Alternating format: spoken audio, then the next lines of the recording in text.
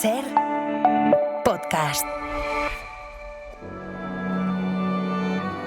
Bienvenidos a Sucedió una noche, un programa dedicado al mejor cine de todos los tiempos. I wanna hide from the sun, I wanna live in the dark, I wanna go to the movies. Nobody's waiting outside, but I feel alright, 'cause I'm here on my own. I can kiss Marion and Jane, I can sing in the rain, I can be Superman. I'll never come out again.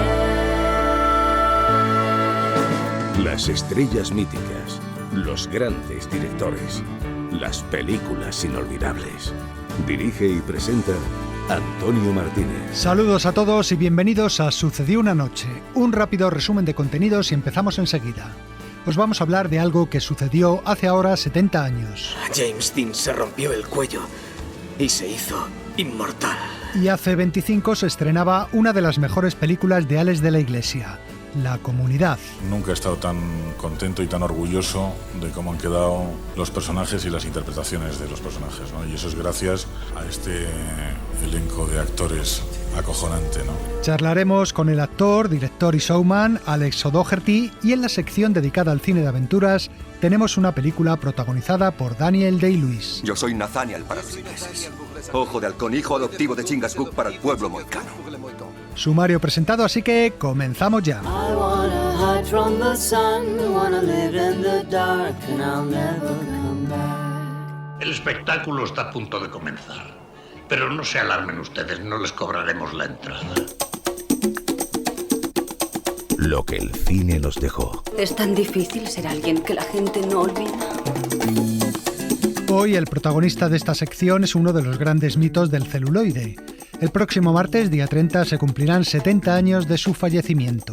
Una muerte trágica que de hecho fue lo que le convirtió en un mito. En el otoño de 1955, cientos de personas hacían cola en la calle Ventura de Hollywood. Un empresario había comprado los restos de un coche destrozado y por 50 centavos permitía al personal tocar el volante de ese auto en el que había muerto un ídolo. El fallecido era un actor de 24 años que solo había hecho 3 películas, 2 de las cuales ni siquiera se habían estrenado.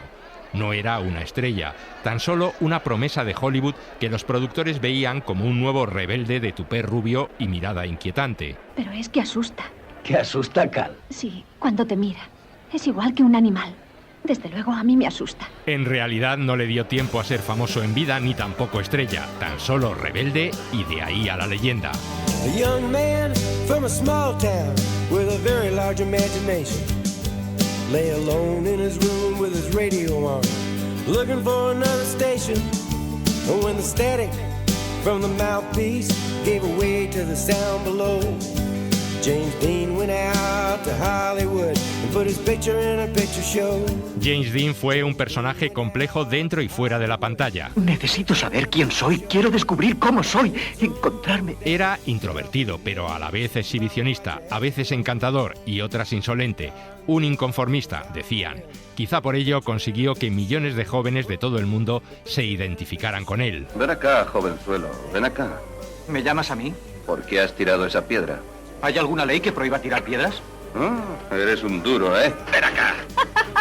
Pero ¿cuánto de todo eso era real o solo una pose? Liz Sheridan, su novia en los tiempos en los que comenzaba su carrera, le veía de otra forma. La gente se empeña en retratarlo como un ser perdido, desesperado y rebelde, pero él no se rebelaba prácticamente contra nada. Le encantaban los niños, la gente mayor, los animales, no paraba de reír. Era muy guapo, pero sobre todo muy divertido. No obstante, había una sombra negra sobre él que de alguna forma siempre le acompañaba. Dean perdió a su madre cuando tenía solo 9 años. Su padre se sintió incapaz de cuidar de él y le mandó a vivir con unos tíos. El crecer sin una familia propia fue algo que le marcó de por vida. Ella no podía ser buena si yo no lo soy. Ese es el motivo de mi forma de ser. La odio. A ella y a mi padre. Con 18 años llegó a Nueva York para estudiar interpretación en el famoso Actors Studio. Al tiempo que estudiaba, hacía algún papelito en el teatro o en la televisión. Uno de sus primeros trabajos en la tele fue este anuncio de Pepsi Cola. Let's join the Pepsi crowd. Pepsi Cola hits the spot, a big bottle and it's got... Pero fue en los dramáticos de televisión donde el joven empezó a llamar la atención. Su forma de actuar resultaba muy novedosa. Lo contaba uno de sus compañeros en estos dramáticos, el actor Dick Van Patten, futuro protagonista de la serie Con 8 basta. Empezó a hacer pruebas para papeles más importantes en dramáticos de televisión como Playhouse, y los conseguía porque era muy bueno. Era un actor serio y muy natural, y tenía la cualidad de que al verle querías ver más cosas suyas. Le pregunté por su técnica y me dijo: no tienes que aprenderte al pie de la letra tu texto. Si no te lo sabes de memoria, tienes que ir buscando las palabras, y eso te hace ser más natural. Ese es el truco de la actuación. En el teatro sus papeles eran cada vez más importantes, y fue en una obra titulada El Inmoralista donde le vio el director Elia Kazan, que enseguida preguntó por él. Se llama James, pero prefiere que le llamen Jim. A las personas que le quieren les deja que le llamen Jim. A Kazan le sonaba su cara del Actors Studio donde él daba clases, así que le convocó para un casting. ¿Y usted, Jim, tiene alguna cosa que decir? No le interesa, ¿eh? Fue su actitud insolente a la par que desvalida lo que convenció a Kazan para ofrecerle el papel protagonista de la película que estaba preparando.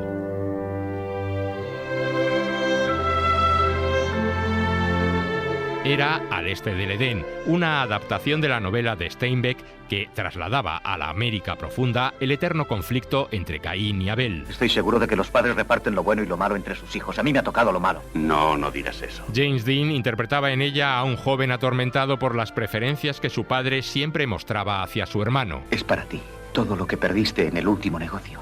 Lo gané para ti. Cal, no lo quiero, devuélvelo. Es mío, te repito que es para ti. Tu dinero me quema, no lo quiero.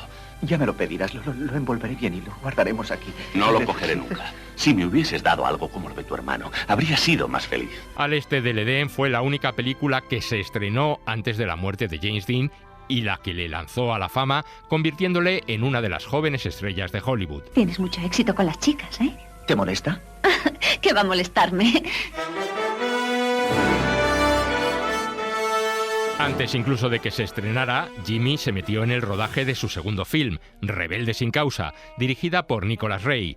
De esta película nos ha quedado su imagen característica: cazadora roja, camiseta blanca, pantalones vaqueros y un aire de rebeldía contra todos y contra todo. Con navaja luchan los cobardes. ¿Y quién lucha?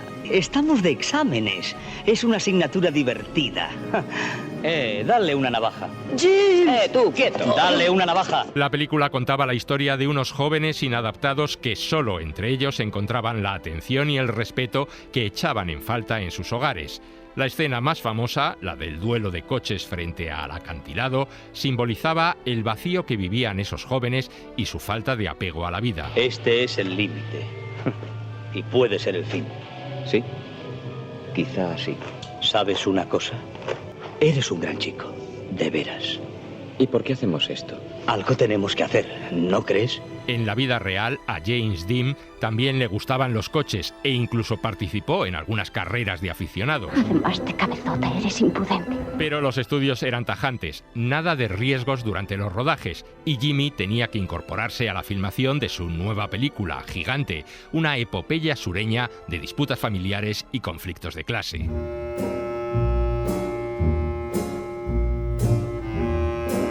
En Gigante, dirigida por George Stevens, Rock Hudson era el ganadero dueño de uno de los mayores ranchos de Texas, y Dean, uno de sus empleados, al que la hermana del terrateniente al morir dejaba en herencia un pequeño terreno. Ya sé que esa tierra no vale mucho, pero quizá algún día pueda poner una cerca a mi parcela y llamarla Pequeña Reata. Pero el terreno ocultaba en realidad un yacimiento de petróleo, y así el antiguo empleado se convertía en un rival para Rock Hudson. Mi pozo produce en grande, Vic, y hay mucho más y aún habrá pozos mayores. Soy rico, Vic. Un hombre muy rico. Y voy a tener más dinero del que tú jamás has soñado tener. Durante un descanso del rodaje de Gigante, Dean filmó un anuncio para la televisión sobre seguridad al volante que acabaría siendo premonitorio de lo que pocos días después iba a suceder. ¿Qué velocidad alcanza tu coche? Unos 200 kilómetros por hora. Y has ganado algunas carreras, ¿verdad? Correr es peligroso, por eso prefiero arriesgarme en la pista y no en la carretera. ¿Tienes algún consejo para los jóvenes conductores? Conduce con calma, puede que la vida que estés salvando sea la mía. En aquellos días, un nuevo amor había aparecido en su vida. Pequeño bastardo, el Porsche de carreras de James Dean.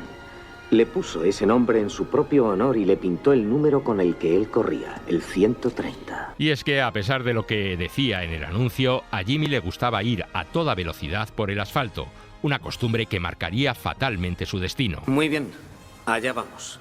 El choque fatal de James Dean.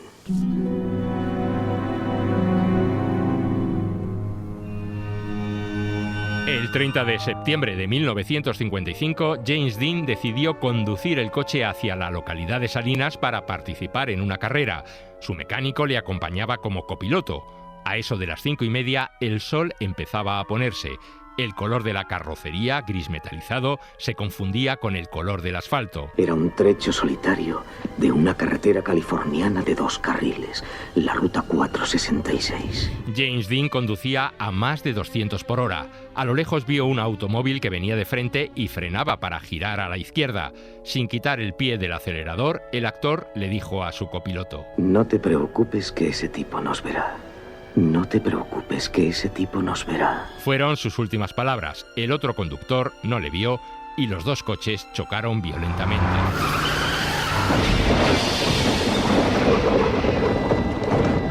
El agente de tráfico Ronald Nelson fue el encargado de realizar el informe del accidente. Recibí una llamada a las 5:59 de la tarde. Un accidente había ocurrido en la carretera 466 en la intersección con la 41. Fue un impacto contra el lateral del coche y resultaron 2 personas heridas y una muerta. El nombre del fallecido era James Byron Dean.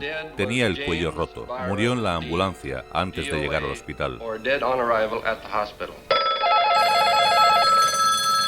Los teléfonos de los periódicos, hospitales y comisarías de la costa oeste empezaron a sonar con histeria. La misma histeria que se apoderó de muchos fans poco tiempo después. Su casa de Los Ángeles y su apartamento de Nueva York fueron saqueados en busca de recuerdos y en el cementerio hubo que poner vigilantes privados por miedo a que algún admirador robara el cuerpo de Jimmy. Desde los días de Valentino no se recordaba en Hollywood una muerte tan revitalizadora. James Dean, I know just what you mean. La Warner, el estudio que produjo Gigante, recibió durante el año siguiente a su muerte más de 2 millones de cartas dirigidas al actor fallecido y tuvieron que crear un departamento de secretarias solo para hacerse cargo de su correspondencia. Su amigo, el actor Dennis Hopper, resumía con estas palabras lo que muchos sentían. Su muerte me dejó devastado. No podía creer que alguien con tanto talento como él muriera sin que todo su potencial pudiese ser demostrado.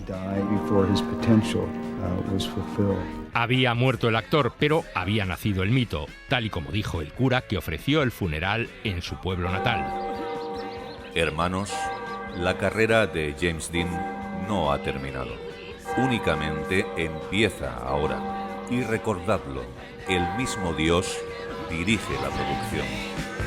James Dean, so hungry and so lean. James Dean, you said it all so clean. And I know my life would look alright if I could see it on the silver screen.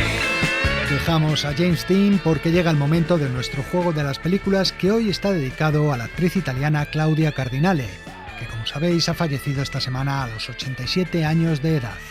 Un par de pistas: las 3 películas son italianas y fueron las que lanzaron su carrera en su país a principios de los años 60. Por ahí dicen que te ocultas porque eres muy fea. Yo no le conozco a usted. Váyase, que mi hermano está al llegar. Dime, ¿a ti te gusta estar todo el día encerrada en casa? Salgo algunas veces. Voy al cementerio.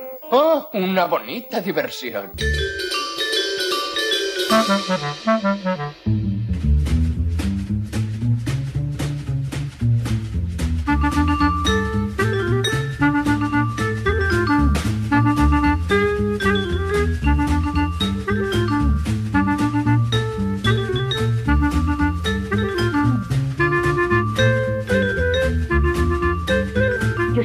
no te puedes imaginar. Con 4.500 liras diarias, con Piero Benotti y su orquesta en La Sirena. De estrella única. Llega eso y empieza a embaucarme. Usted por aquí, usted por el otro lado. Yo me ocuparé de usted, yo puedo ayudarla. Es muy sinvergüenza. Me promete discos, me promete el sol y la luna. Y después, si te he visto, no me acuerdo. ¿Comprendes? Y aquí estoy.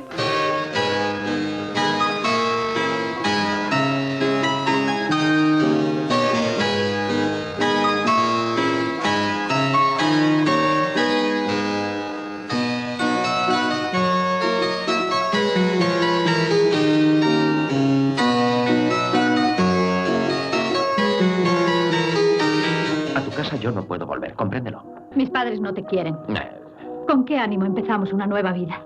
Pues ya ves, yo tengo esperanza. Tú has nacido con la esperanza. ¿Qué quieres Pero decir? vas... Hola, Ginetta. Escucha, Hola. verás cómo todo se arregla.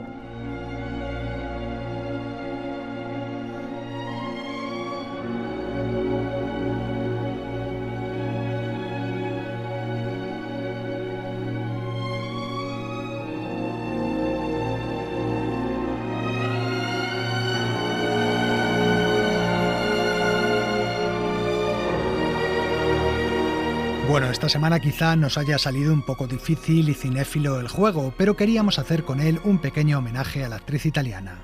Empezábamos con la comedia Rufufú, la película que dio a conocer en Italia a Claudia Cardinale en 1958, dirigida por Mario Monicelli y con ese Gasman Blues de Piero Umiliani en su banda sonora que se hizo famoso.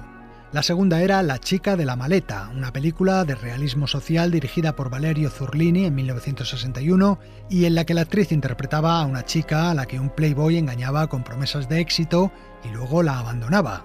Ella no se resignaba y se presentaba en Parma con su maleta dispuesta a encontrarle. Su música era obra de Mario Nascimbene. Y terminábamos con Rocco y sus hermanos, la gran película de Luchino Visconti estrenada en 1960 y en la que Claudia daba vida a la novia del personaje de Alain Delon. Su música, que aún escuchamos de fondo, estaba compuesta por el maestro Nino Rota. Es que yo me pongo enferma con tanta españolada y con tanto trabuco, sombrero catite y patillas. Sucedió en el cine español. Perdone, ¿españolada dice? ¿Y qué se supone que debemos hacer en el cine español? ¿Alemanadas? Sí. ¿Hungaradas? ¿Americanadas? No, hombre, no, pero entiéndame. La historia de nuestro cine. Este lunes, día 29, se van a cumplir 25 años del estreno de La Comunidad, la película de Alex de la Iglesia. Con tal motivo, hace unas semanas se reestrenó en varias salas de nuestro país con una nueva copia remasterizada que mejora su calidad visual. Nosotros ahora vamos a recordarla.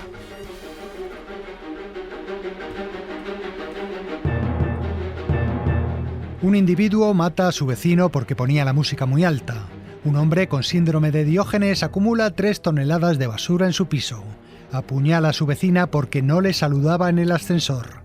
Noticias tan terribles y cotidianas como estas, que a menudo se pueden leer en los periódicos, fueron las que inspiraron a Alex de la Iglesia y a su coguionista Jorge Guerrica Echevarría la historia de La Comunidad. Está muerto. Pues claro que está muerto. Llevará semanas muerto. Es un hombre solo, sin familia ni hijos que cuiden de él. ¿Y este olor? Este olor es el olor de la carne podrida. Lo más probable es que el gato se haya estado alimentando de su cuerpo para sobrevivir. En el edificio donde transcurre la película, los bomberos descubren el cadáver putrefacto de un vecino que llevaba años sin salir de casa. ¿Conocían ustedes al señor del quinto? ¿Al muerto? Aquí nos conocemos todos, cielo. Ese hombre era muy raro. Siempre solo, encerrado a cal y canto, no salía para nada. ¿Qué le fue la cabeza con lo de la quiniela? ¿Le tocó la quiniela? Una de 14. No salía nunca de casa porque nos tenía miedo. Fíjese usted, qué tontería. Miedo a nosotras. ¡Miedo! La verdad es que sí que tenía motivos el hombre para sentir miedo. Los vecinos llevaban años acechando para hacerse con los millones de la quiniela que el viejo guardaba celosamente en su casa. Antes, cuando vivía el viejo, le vigilábamos día y noche.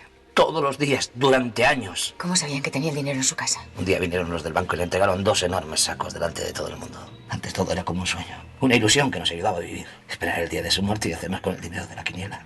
Pero ahora el viejo ha muerto. El dinero está aquí y ellos lo saben. Así es, y la que encuentra el dinero por casualidad es Carmen Maura, la encargada de una agencia inmobiliaria que visita el edificio. A partir de ese momento tendrá que enfrentarse a vida o muerte con toda la comunidad de vecinos, que no dudará en utilizar cualquier método para quitarle el dinero. ¡No te acerques o la mato!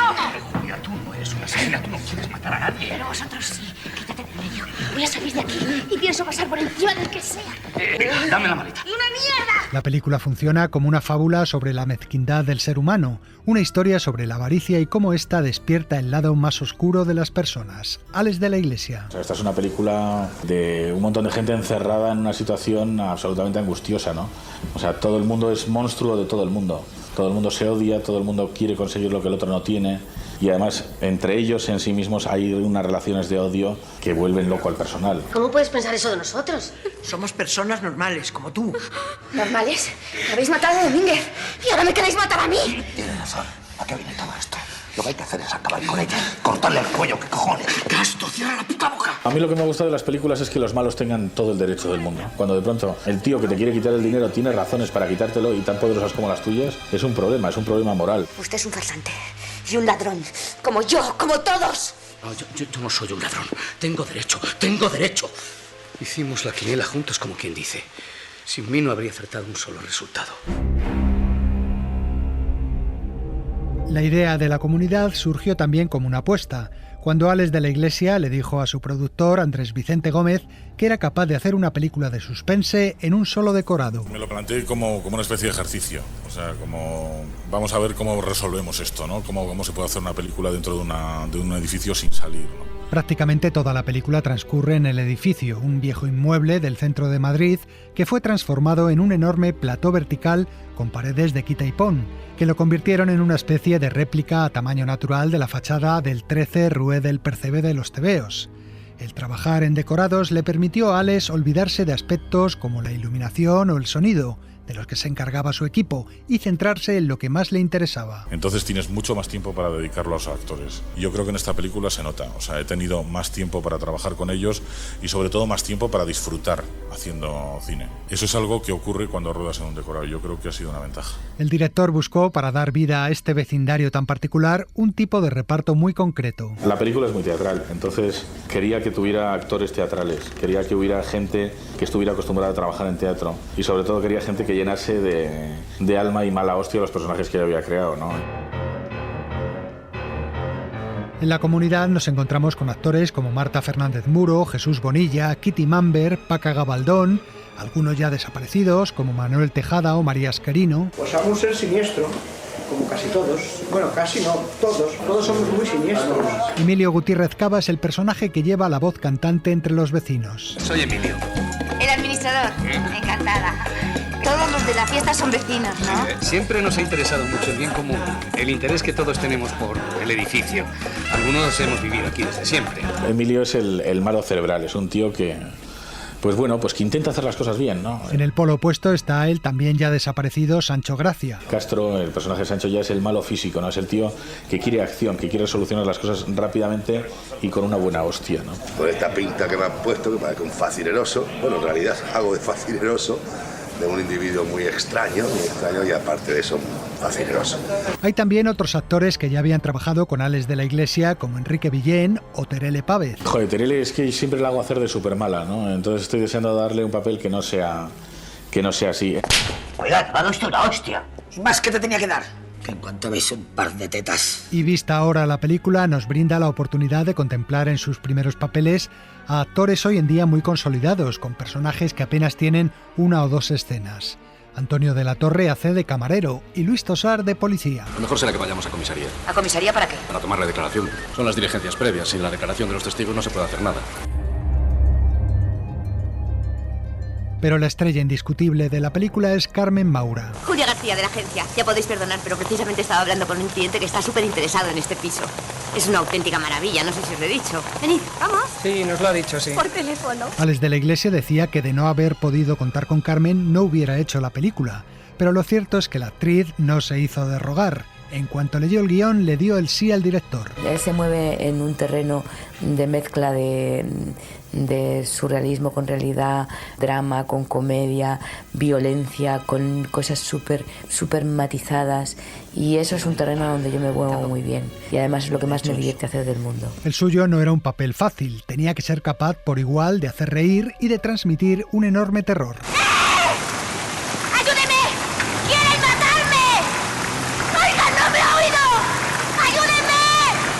Además, tenía que afrontar unas cuantas escenas físicas bastante complicadas. A mí esto me duele más que a ti, Julia. En una de las mejores secuencias de la película, el hasta ese momento educado y tranquilo Emilio Gutiérrez Cava se transforma en una bestia maltratadora y le pega una paliza de muerte a Carmen. ¿Sabes cuántos años llevo detrás de este proyecto? ¿Sabes el esfuerzo que he tenido que hacer para poner de acuerdo a toda esta gente? He rechazado trabajos muy bien pagados solo por no alejarme de esta casa. Y de pronto llegas tú y lo jodes todo. Yo creo que Carmen, tanto como yo, estábamos un poco alarmados de lo que podía ocurrir en esa escena, porque evidentemente hay un control, tú tienes un control no absoluto sobre las cosas, sino relativo, ¿no?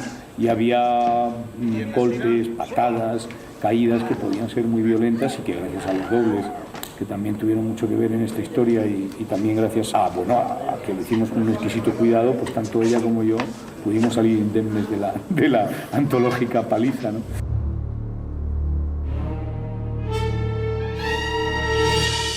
Otra escena llena de acción y peligro es la que ocupa la parte final de la película. ¡Ya nos salimos! ¡Está en la azotea! ¡Vamos! Una emocionante persecución por los tejados que desafía el vértigo y que fue rodada en la azotea del Círculo de Bellas Artes de Madrid y el edificio del BBVA en la calle Alcalá 16, entre sus icónicas estatuas de cuadrigas. Para mí lo peor fue lo del vértigo, que aunque no subía a todos sitios, pero cuando se tiene vértigo no se puede evitar. Pero más que nada el recuerdo que tengo es de divertido, tipo que estamos jugando a una cosa en la que uno de vez en cuando se da un golpe y te lo das, pero no era en plan sufrimiento. Esa persecución remite irremediablemente a películas como Con la muerte en los talones o Vértigo, de Hitchcock. También los títulos de crédito son muy del estilo del mago del suspense, pero en La Comunidad se adivinan otras influencias. Marta Fernández Muro. Esta película es un cruce entre Historia de una escalera, de Buero, Vallejo, y La semilla del diablo, lo de Polanski. Hay cosas también del Pisito, de Marco Ferreri, de El quimérico inquilino, también de Polanski, o de Blade Runner, de Ridley Scott, y unos cuantos divertidos guiños a La Guerra de las Galaxias o a Matrix. La Comunidad tiene las dosis exactas de humor, terror, suspense y acción, todo ello con el toque personal de Alex de la Iglesia y el aliento berlanguiano a la hora de manejar un reparto coral en el que todos los actores y actrices brillan en sus personajes. Pobre viejo no disfrutaba de dinero, vivía en la miseria. Nosotros solo queríamos que no se lo llevara Hacienda una vez que hubiera muerto. ¡Qué buena gente! Cállate. Emilio sabe mucho de estas cosas, trabaja en la gestoría. Nos reunió a todos y nos dijo que si estábamos unidos y teníamos paciencia, podríamos repartirlo todo sin hacer daño a nadie. La Comunidad fue nominada a 15 Goyas, prácticamente en todas las categorías, aunque al final solo consiguió 3 premios. ¡Emilio Gutiérrez Cava! Emilio ganó el Goya al mejor actor de reparto. También se llevaron la estatuilla los encargados de efectos especiales y Carmen Maura como mejor actriz. Es verdad que este papel me ha salido bien, pero si no hubiera tenido ese piso, esos ascensores que bajaban y que subían, ese maravilloso personaje que me escribieron Jorge y Alex para mí, si no hubiera tenido a los compañeros que tuve, que continuamente con sus miradas y con la manera de decirme el texto me recordaban perfectamente dónde tenía que estar y quién tenía que ser. Terele, bonita, si no te hubiera tenido a ti persiguiéndome por el tejado, no hubiera tenido nada que ver. Al poco de estrenarse La Comunidad, el productor José Luis Moreno le propuso a Alex de la Iglesia dirigir una serie de televisión inspirada en la película. El director declinó la oferta y un par de años después los sobrinos de Moreno, los hermanos Caballero, lanzaron Aquí no hay quien viva y su posterior La que se avecina. Por cierto que en La Comunidad también nos encontramos a 2 actores de estas series, los ya fallecidos Maribí Bilbao y Eduardo Gómez. ¿Oyes algo? Deben ser unos amigos que han venido a visitarla. Es que con este vaso de plástico no se llenaba, joder. Hace 25 años, Alex de la Iglesia decía lo siguiente sobre la película. Es la primera vez que he disfrutado rodando. Y eso ya manda cojones, con perdón. Porque es increíble que te dediques a esto y no disfrutes haciéndolo, ¿no? Pero en esta he disfrutado como un enano. O sea, he trabajado con unos actores que me han dado mucho más de lo que yo esperaba. He trabajado con unos decorados, con una puesta en escena que ha superado lo que yo quería y eso me ha hecho estar feliz en el rodaje, ¿no? Hoy en día La Comunidad sigue siendo no solo una de las mejores películas del director, sino que se ha convertido en uno de los clásicos imprescindibles del cine español moderno. Moraleja no tiene la película, pero después de verla se aprende una cosa, que hay que fijarse bien en el vecindario antes de mudarse de casa.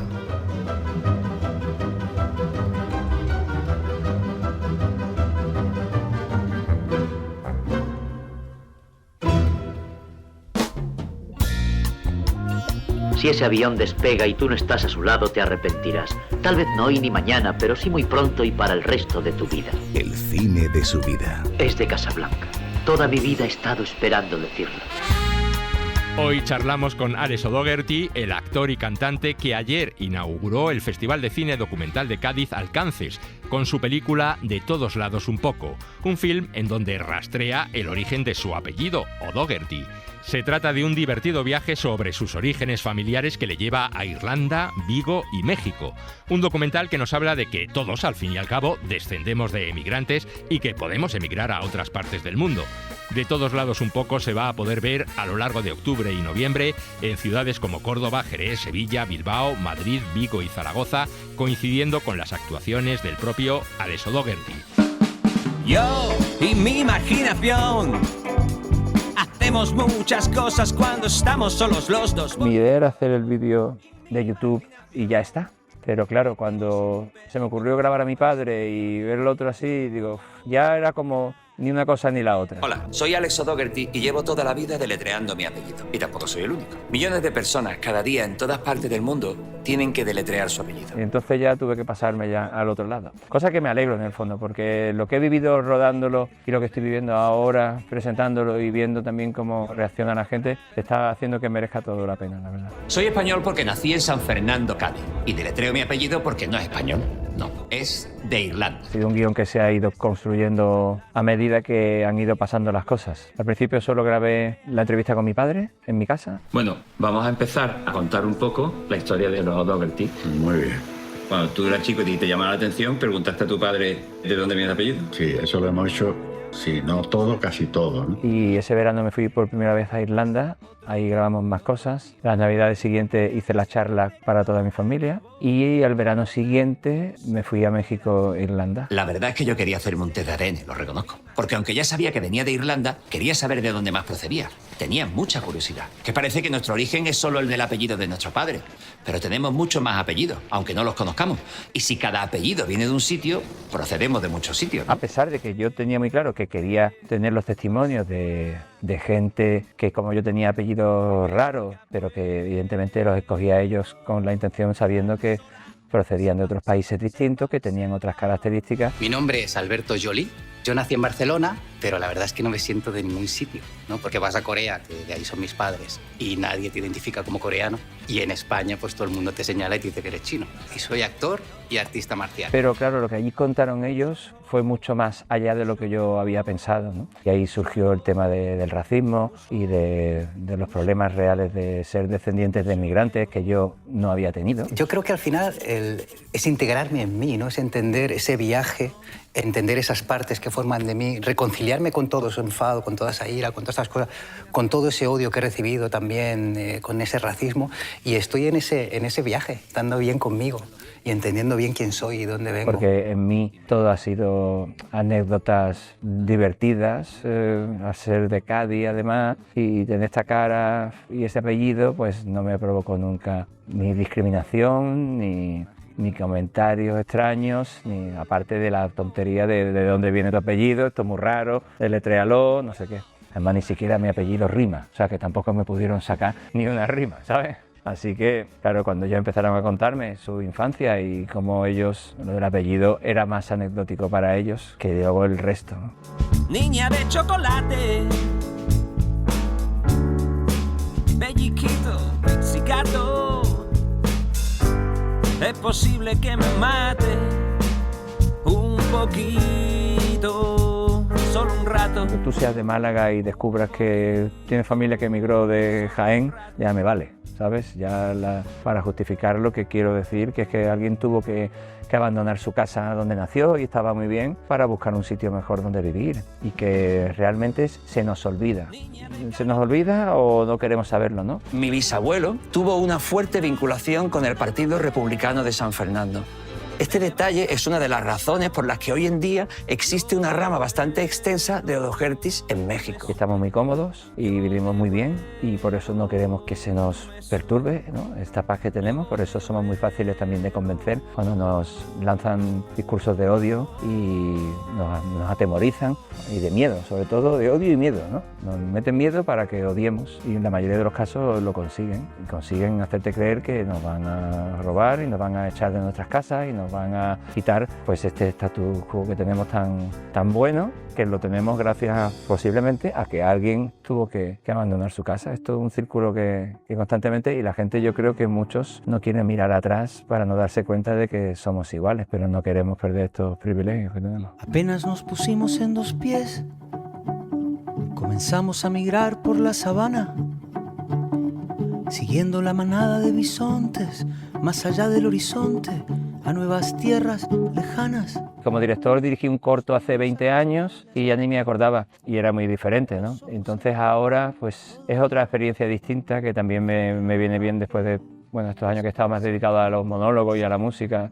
A mí siempre me da mucha vida hacer algo nuevo, ¿no? Y, hombre, documentales, no sé si haré más. La verdad es que no lo descarto. Se me vienen ideas y también tengo alguna idea de un largo para escribir y dirigir a lo mejor, o un corto que también tengo. O sea, ideas no me faltan. Luego ya veo cómo las canalizo. Ahora he aprendido perfectamente cómo no se hacen las cosas. Entonces, con hacer lo contrario, me debería ir bien. De aquellos 9 hijos que tuvo mi bisabuelo, su primogénito, Luis Odoherty Hersi, nacido en 1906, se convertiría sin saberlo con el tiempo en mi abuelo. En fin, soy actor, pero he sido y soy tantas otras cosas que no sufro al emplear mi tiempo en otras cosas que no sean actuar, ¿no? Yo siempre sigo actuando porque yo mi espectáculo lo tendré siempre, ¿no? Y entonces, poder hacer esto, el mundo de la producción me está empezando a interesar, no lo sé, son cosas bonitas también de poder sacar adelante otro tipo de proyectos, y yo siempre he sido muy curioso en ese sentido, o sea que... Mi abuelo se casó con María García Puigsegut y tuvo 2 hijos, de los cuales su primogénito,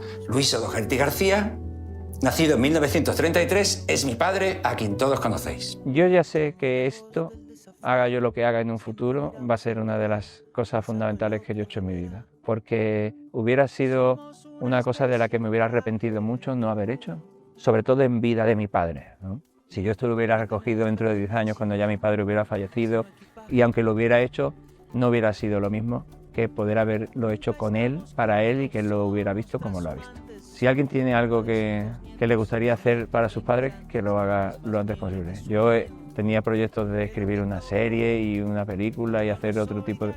Y lo aparqué todo para poder haber terminado esto y que ellos lo pudieran ver.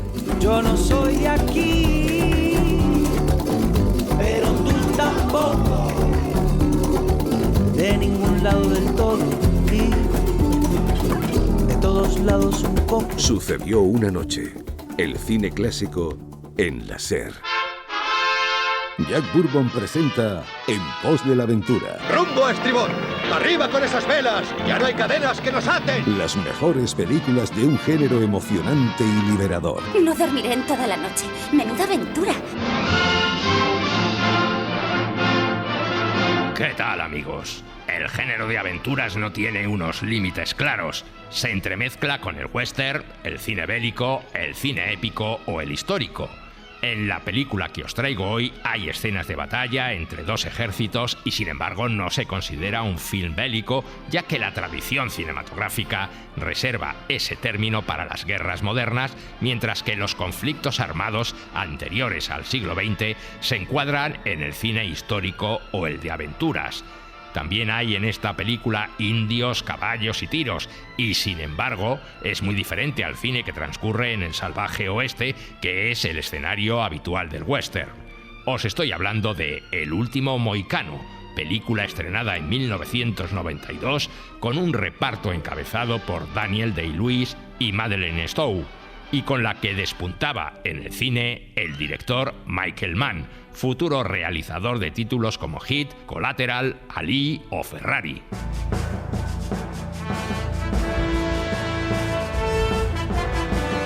El último mohicano está ambientada en un momento histórico muy poco visitado por el cine. 1757. Colonias inglesas de Norteamérica. tercer año de la guerra entre Inglaterra y Francia por la posesión del continente. Eso es, las guerras entre Francia e Inglaterra a mediados del siglo XVIII por el dominio de las tierras de los actuales Canadá y el norte de los Estados Unidos. Un ejército franco-indio se dirige al sur desde el fuerte Carillon para luchar contra los británicos. Ayudó a reclutar la milicia de Nueva York para la corona. En estas guerras participaban también los colonos y los indios nativos de aquellas tierras. Ahora los franceses traen hurones, Ottawa y Abenaki a la tierra de los Mohawk. Por eso los Mohawk lucharán contra los franceses y los hurones. Hablo en nombre de los Mohawk, pertenecientes a las 6 naciones. Su Majestad el Rey Jorge II os agradece mucho vuestro apoyo. Estas guerras, debido a las bajas humanas que provocaron y a los gastos ocasionados por ellas, fueron uno de los motivos principales que provocarían unos años después tanto la Revolución Francesa como la Declaración de Independencia de las colonias británicas. Nosotros estamos sometidos a la ley de la corona. Yo opino que si ellos se saltan el código siempre que les place, sus leyes no pueden tener ninguna autoridad sobre nosotros. Solo pueden imponernos su tiranía. No pienso vivir bajo ese yugo. En este complicado marco histórico se ambienta El último mohicano, la novela del escritor estadounidense James Fenimore Cooper, publicada en 1826. No obstante, y aunque el argumento central es más o menos el mismo, la película mantiene con ella diferencias importantes, tanto en la narración como en numerosos detalles que se omiten o se alteran. Michael Mann, director. El libro no es muy riguroso históricamente, es en esencia una simplificación casi infantil de la idea del buen salvaje que no sabe administrar de forma competente sus tierras y por lo tanto es mucho mejor que sean los europeos quienes se hagan cargo de ellas, pero la realidad era muy diferente.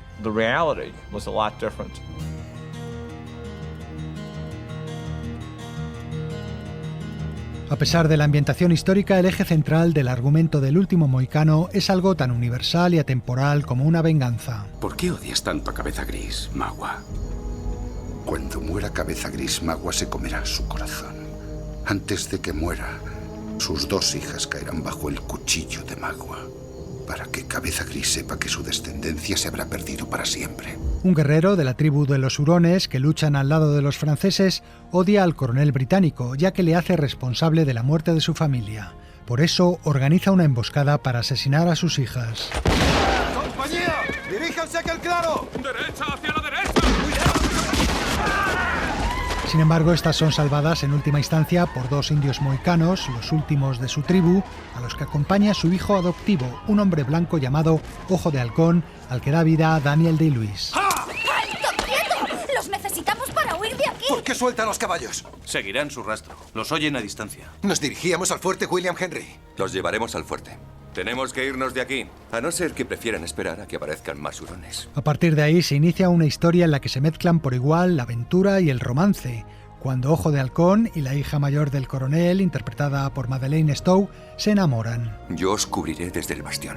¿No vas a venir? Tengo un motivo para quedarme. ¿Ese motivo lleva una falda y cuida a los heridos? Es posible. No te ofendas, pero es un motivo mucho más atractivo que tú, Jack.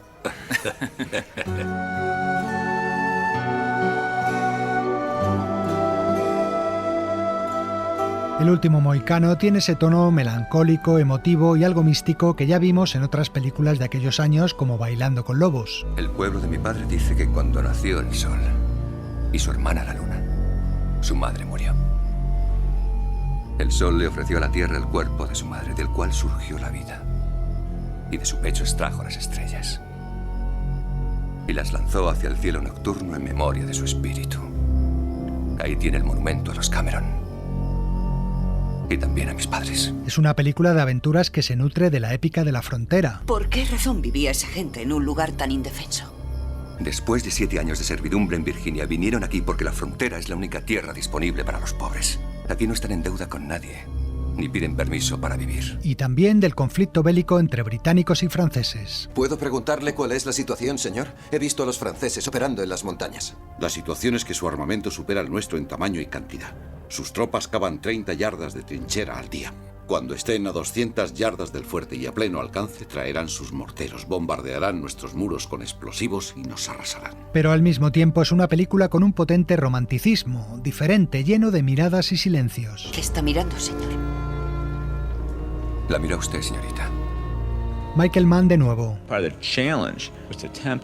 El reto era hacer creíble una historia de amor entre dos personajes a los que les separan grandes barreras culturales y de clase. Chingachgook me previno sobre las personas como usted. ¿Qué quiere decir? Dijo, no intentes entenderlas. ¿Qué? Y también no intentes hacer que te comprendan, porque son de una raza aparte y no suelen entender nada. Daniel Day-Lewis da vida a uno de los grandes personajes de su carrera. Mis padres y mis hermanos murieron. Chingachgook me encontró con 2 tramperos franceses y me crió. ¿Cómo aprendió nuestro idioma? Mi padre nos envió a Uncas y a mí a la escuela del reverendo Willock para que conociéramos ambos mundos. Un hombre de espíritu indómito y libre. Creía que todos nuestros exploradores pertenecían a la milicia. Y la milicia está luchando contra los franceses en el norte. No soy explorador, ni pertenezco a su maldita milicia. ¿Está claro? Y Madeleine Stowe interpreta a una mujer capaz de renunciar al matrimonio con un oficial británico, papel para el que parecía destinada en la vida, para vivir un romance de lo más incierto con Ojo de Halcón. Me gustaría que no fuera así, pero mis sentimientos no van más allá de la amistad. Respeto y amistad no son fundamentos razonables para que un hombre y una mujer se casen. Lo demás puede llegar con el tiempo. Daniel Day-Lewis se preparó a fondo para su papel. Durante 6 meses se entrenó con un preparador para adquirir la forma física adecuada y después pasó un mes en el bosque con un instructor de supervivencia del ejército de los Estados Unidos con el que aprendió a disparar rifles de pólvora, a luchar cuerpo a cuerpo, a manejar armas como cuchillos o tomahawks y técnicas del bosque que incluían seguir rastros, manejar canoas o despellejar animales. Una preparación que se nota en el lenguaje corporal del actor durante toda la película. Daniel Day-Lewis. Agradecí mucho el trabajo que hicimos porque era necesario. Me permitió explorar una forma de vida que era real para aquellas personas en aquella época. Creo que ese trabajo trajo consigo los detalles a la hora de mostrar esa forma de vida.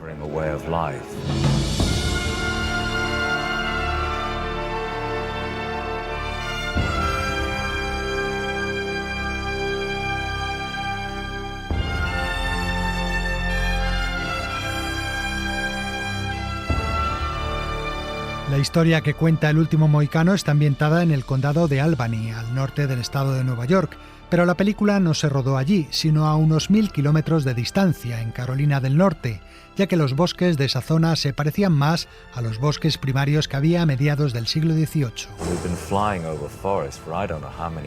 Estuvimos sobrevolando esos bosques no sé cuántas horas. Nunca había visto bosques tan grandes como esos. La atmósfera era densa allí.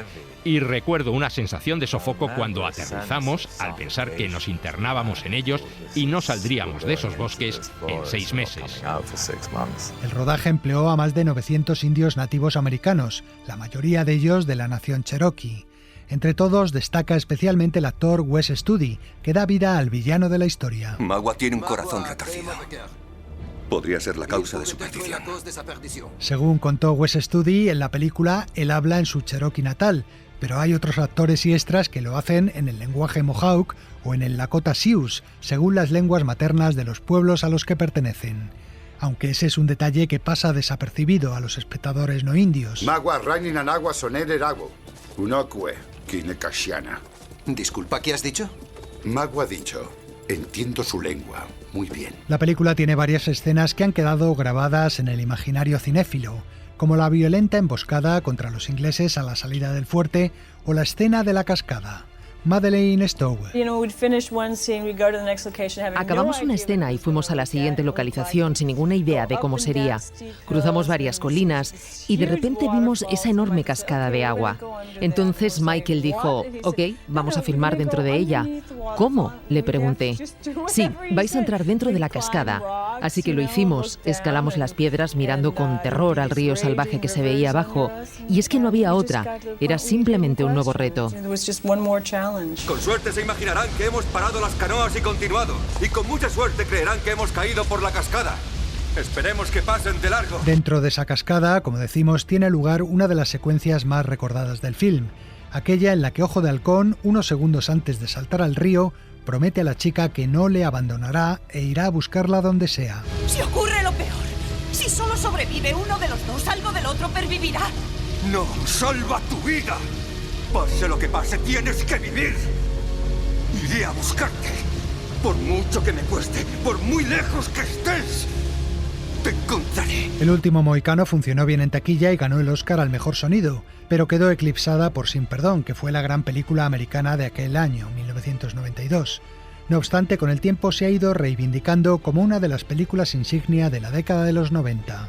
La prueba de que el gran cine de aventuras a la manera clásica todavía era posible en el cine moderno. Esto no es como imaginaba cuando estaba en Boston o en Londres. Siento decepcionarla. No, al contrario. Esto es mucho más apasionante de lo que yo pudiera haberme imaginado. Creo que es la mejor película que he hecho. Cuando la vi me conmovió profundamente. Incluso lloré.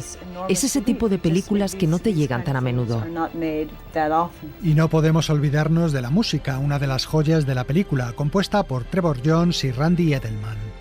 Este tema central que suena de fondo se convirtió en un clásico, omnipresente en recopilatorios y anuncios televisivos, como también el tema que pone fondo a la escena final de la película, otra de las más inolvidables del film, cuando los indios mohicanos luchan al borde de un precipicio con los guerreros hurones.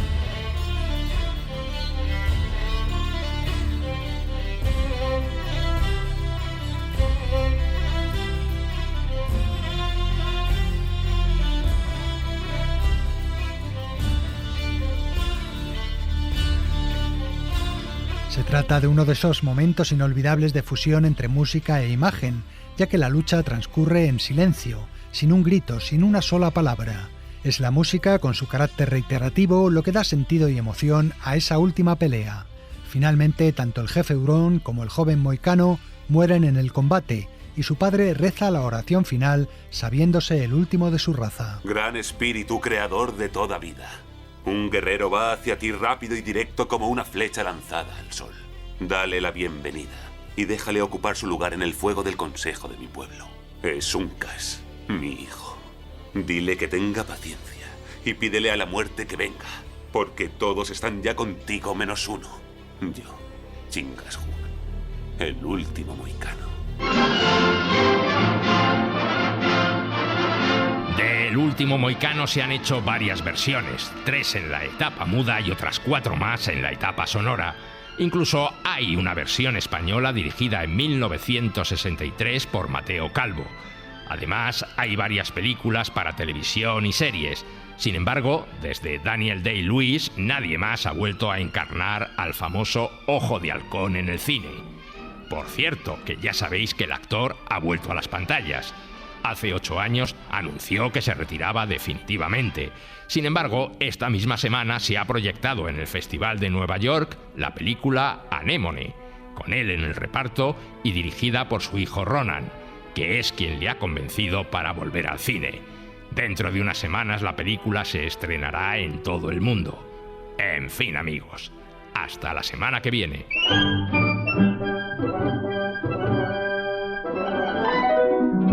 Continuará. And the Oscar goes to... We are really honored to present the award for Best Song in a Motion Picture. Hoy retrocedemos a la ceremonia del año 2013. En esa ocasión, Skyfall, compuesta e interpretada por la cantante británica Adele, se hacía con la estatuilla. Era la primera vez en la historia que una canción de la saga de James Bond ganaba el Oscar. Por aquellos años, Adele era la cantante de moda y arrasaba en todo el mundo con su segundo álbum, 21. Adele compuso para Skyfall una balada dramática que recordaba en su atmósfera a los clásicos de Shirley Bassey de las primeras películas de 007. El resultado fue arrollador. No solo ganó el Oscar, sino todos los premios. El Globo de Oro, el Grammy, el British Award. La canción fue número 1 en una docena de países y se convirtió en uno de los singles con mayores ventas digitales de todos los tiempos. Con Skyfall nos despedimos hasta la semana que viene. Un saludo de parte de Elio Castro y Antonio Martínez. ¡Chao! This is the end. Hold your breath and count to 10. Feel the earth move and then hear my heart burst again. For this is the end. I've drowned and dreamt this moment, so overdue I